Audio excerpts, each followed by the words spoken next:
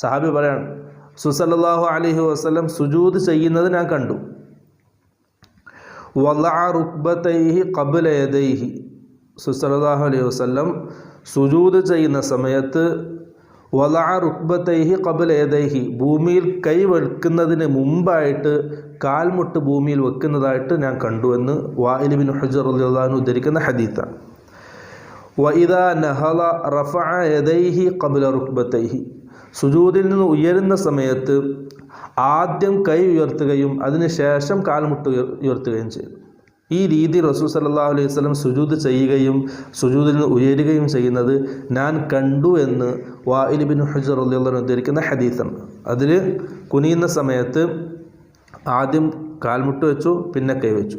സുജൂദിൽ നിന്ന് എഴുന്നേൽക്കുന്ന സമയത്ത് ആദ്യം കൈ ഉയർത്തി, അതിനുശേഷം കാൽമുട്ട് ഉയർത്തി. ഈ ഹദീസ് ഇമാം അബൂ ദാവൂദ്, ഇമാം നസാഇ